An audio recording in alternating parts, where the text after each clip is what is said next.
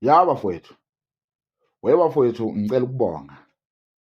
Cela ningivumele nje ngibonge. Bafowethu kunento eniyenzayo okuthiwa-ke i-support. You understand? Eningipha yona bafowethu ngiyabonga kakhulu.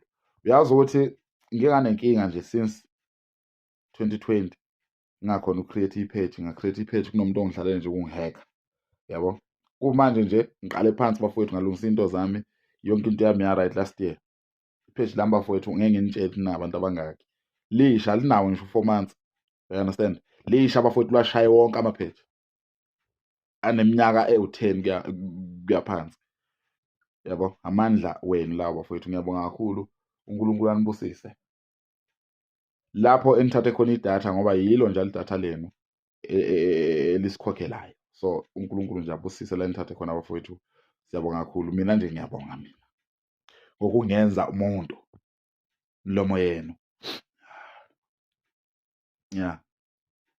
Mina okunye ngiyaxakeka nje umuntu athwala ikhanda aye lapha ephejini lami afike comment amasimbi athi yena ngiyaqala ukuza ukhuluma into ngiyaqala ukuvumelana nawe namhlanje esho kimi.